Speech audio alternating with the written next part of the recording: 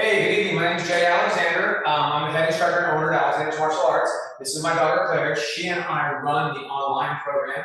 So typically you'll see one of us teaching the class and the other one's voice you'll hear over the monitor, just giving encouragement and maybe correction or direction to the students as we move forward.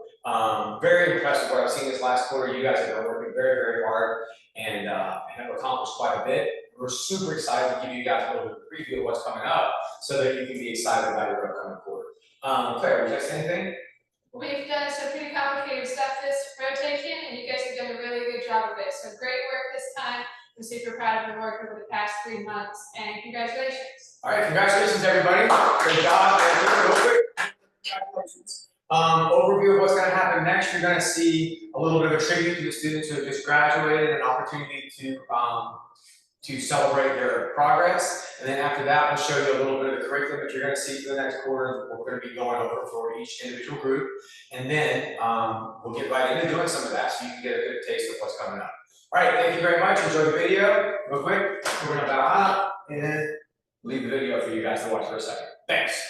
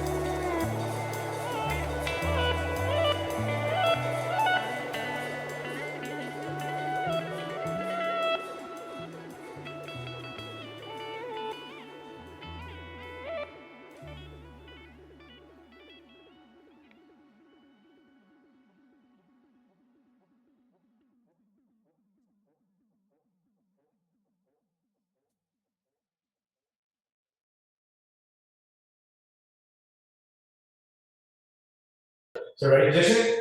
Okay. Advance side forward. Nice back push, sir. On go. Ready and go.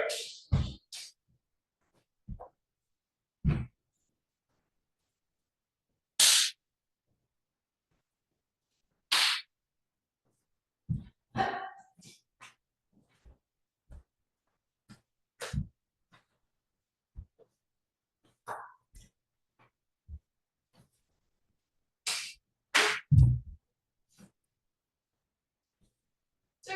Nice. All right, arm counts. Ready? Sir. Advance side forward. Nice back push, sir. And 1, to the left. 2, right? 3, low X. 4, 20. 1, chamber, side kick, chop, smash. 2, 3, reverse. And 4, X. 1, double out, kick, punch, punch. 2, 3, twin fist. 4, 5, 6, and 7. Back to ready. Sir. Nicely done, good job. All right, so advanced kind of fours got some pretty cool moves in it. They look a little crazy, right? Things like this. We call that a double stick block. And it's because it looks like you might be putting both hands out to block a stick. In the traditional Shotokan form, they do it as a square open hand block. Regardless, what that block is for is basically to make a block out of this and to have your hand out and control. So if Claire were to go to punch me, I'm going to step in, making my block motion. So you see how my tricep is basically block the punch? And then my hand that's short here is going to reach through, grab me by the head. My other hand's going to come up, under, and through. So I've made a figure 4 out of my hands. And then in the kata, you go 1, 2. So that motion, when they come in, looks like this for the person. So I'm going to do a punch. I step in, control the head, and then I'm going to push the head down. And I'm going to ratchet through, and that should put her on the ground. Right? And then I can punch. And we can work out with either hand. Does that piece make sense? Yes, sir. Okay, so, and you can see that it's not just because I'm bigger than her that I can get away with that.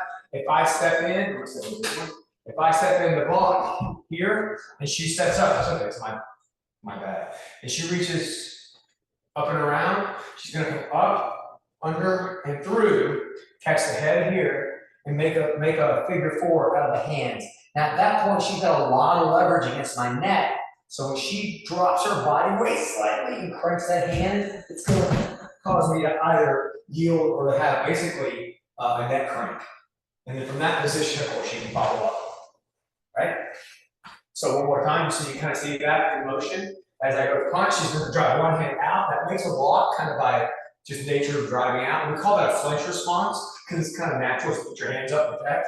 The other hand goes into the face. And that does a couple of things. If she first touches it here, stops me from doing this very good, right? And when she feels like she's got control, now she's gonna bring my head in and down, make that figure 4 out of her hands to give herself good leverage, and then lightly down to the floor. And that sets her right up. Okay, so that's called a double stick block is what we call it. You see the same motion across the body here, and that's called a reverse stick block. And it works a little bit differently. If she were to punch straight at me, first hand going in is going to touch her fist, so I don't get one in to kiss her, right? But I want to control her arm farther up, because even if I control this, nothing stops her from doing that. So I'm going to use 2 hands, 1, 2. And when I make contact here, I'm controlling the shoulder. Now I'm going to drive up, over, and around, and here's my position. And she taps because that's a choke. Right? So when she throws that straight punch, parry, drive the arm through, and here. And in the kata, we actually step through and really crank that very hard. Right? And so you can see that going on in the kata. You good? Yes, sir. Right. That can be a really tight choke, that arm in triangle can be a very tight choke. Last thing we see, not last thing, but last thing I want to show you in this kata, because we see it in our fighting self-defense, is the 2-hand block. Right? If she throws, we'll go for the right, doesn't matter. If she throws a punch, and I come here, whichever hand is on the side that the punch comes from, whichever side of my body that I'm stepping into, catches the forearm, my other hand is going to drive across and hit the side of the head. And then from that position, I'm going to kick, step down, and deliver my punches. right? But what I wanted you to see is this is not like she threw 2 punches at me and I went to double block both punches, because that doesn't work. Or if she was trying to choke me and I tried to drive up and out, I'm not strong enough to do that practically. But if she throws a little bit of a looping punch, if I step into it with my body weight, that doesn't feel great. And it stops the punch from reaching me. Nothing stops her from hitting with her other hand right now. But if I step in here and move her head that way, right, that stops her from hitting with the other hand. So when I clobber her with my forearm, I'm basically hitting and turning her head. And that allows me to space through the follow-up techniques. Right? And that'll be a target time I'm sure that here in just a minute. Cool. All right, thank you, man. Let's go ahead and knock out their self-defense this time around. So just so you guys can see, we're working on set 7. Self-defense. This is the advanced set. It's going to work off the same hand grab to begin with, just like the one from the front. And in one, you kind of like break away, hit them, and just hope it doesn't go bad. Or you hope that if there's a fight after that, you're in good shape. On 7, you're going to control their balance and position. So if I reach out to grab Claire, she pins the hand and kicks, steps away from my free hand, and brings me off balance, right? So we're going to do a little bit slower so you can see some pieces. If I'm here, now if she doesn't move, this hand can reach her, right? So she immediately kicks, steps out, so now it's hard to reach, and she continues to move in that direction, so it's almost impossible for me to reach her. Then she sets the wrist lock and kicks me in the face. Yeah, nicely done. All right, 7 from the side. It's the same old shoulder grab thing that we've done 9 million times, except this time she's gonna go to a little bit different controlled position. So I'm grabbing here, again, probably setting up the punch. She's going to use a close hand to buckle me down. That doesn't stop me from punching her, but it stops me from turning my hips and punching her with power. Right? She rotates her wrist out, cranks it, takes me to the floor. From there, she's going to sit in to an arm bar. So this is teaching a nice, clean arm bar, the seated position. Right? She could do that same arm bar in a self-defense setting from standing. It's just a little bit trickier to get set up standing. So we teach the students a seated arm bar so they can get the mechanics right. And then, of course, as they mature in their curriculum, we show them the variations and stuff so they can do it in a more dynamic setting. All right, last one, 7 from the back. It's a distance choke. This is a nice one because it puts her in good control. Let's move this way just a little bit more so she can do the wall. Right, so 7 from the back, I reach out to choke, immediately she's going to turn and wrench my wrist, set through reach, and then finish off. And it puts her in a good spot all the way through. The nice thing is, when you turn to the side to the wrist, she doesn't have to be real strong to crank the wrist, because when she goes right there, her shoulder is pinning my hand and bending my wrist really acutely this way. It's not going to damage me because I'll naturally snatch it back rather than get damaged. But that sets her right up for that follow-on shot. Very well done. And so she's starting to use a whole bunch of her body, hips, legs, and core, against a little bit of my body, my wrist. And that's one of the big things we try to teach in our self-defense, right? Is by understanding the mechanics and the way people are put together, that you can employ bigger muscle groups against smaller muscle groups, because you're probably not the bigger person in a self-defense situation, right? It would be crazy for somebody her size to attack somebody my size. It just doesn't make great sense. But for me to attack somebody her size, well, I've got a size and strength advantage probably. What she makes up for that with is knowledge, explosiveness, like quick movement, and good biomechanics. So she gets a chance to make up for that. All right, so now that you guys have seen the curriculum that the students started in this last quarter, and you've seen a preview of what they're going to get to learn next quarter, let's go ahead and do the most important part of tonight, which is letting everybody know how proud we are of their progress and awarding the belts. So for starters, I would like the parents and the support team to let the students know how proud you are of their hard work. And then immediately, I'd like students to let the parents and the support team know how much you appreciate their support, right? It's always a team effort to move from belt to belt. Even if you're just making sure they've got a good place to train and making sure that they're logged in appropriately and that everything's working well so that they can actually do their work, that is a huge, huge help. And then, of course, I see a lot of parents and support people, parents, grandparents, etc., brothers and sisters, jump in to be assistants to learn some self-defense pieces and parts, and we really appreciate that. Nobody gets a black belt by themselves, right? It's always going to be a student, teacher, or other students in class who help you learn and grow. So take a minute, let each other know how proud you are and how thankful you are for all the support. And then what I'm going to do is show you how to tie the belt. So Ms. Claire is going to loosen her belt up, or I can show you how to do it as the parent or somebody awarding a belt. Okay, see how she took it off and folded it in half? So I'm going to start from it being folded in half. Right? And then I'm going to take the stripe side, and I'll lay that down on her left hip, and then I'm gonna wrap it around her back. So the unstriped side comes around on the right, I'm gonna wrap it around 2 times. And then I'm gonna go over both pieces and then reach back under both pieces so that I've tied the 2 circles in the belt around one another so they don't slip or change circumference. And I'm gonna take the piece of the stripes, I'm gonna cross it over, take the other piece, lay it over the top, and I'm gonna stick it back through the little loop there. So the cloth is laying flat on itself, push it back through, start my tie, and then I'm gonna get a nice sharp pop so that it cinches that knot in and stays nice and tight. So that's tying your belt. I'm gonna do it one more time just to make sure that parents get a chance to do that rather than just watch it. All right, so we fold it in half. We're gonna start from the left, wrap around 2 times. So behind the back, around the front once and twice. And the piece that's coming through from the student's right is gonna go over and under both. And that same piece is gonna go over and through the center of the knot. And then we just pull that knot into place and handshake, bow, congratulations, and that's what we're gonna know, right? Anything you'd like to say to the students or their support crew? Congratulations, everybody. Thanks for the hard work and engagement these past 3 months. And thank you to everybody who helps make the online experience really complete. It can be a little bit confusing directions especially, and so it really helps to just have someone there occasionally to just point out little things that help the kids understand what's going on a whole lot better. So thank you to everybody who's been helping out, and congratulations on your work this past rotation.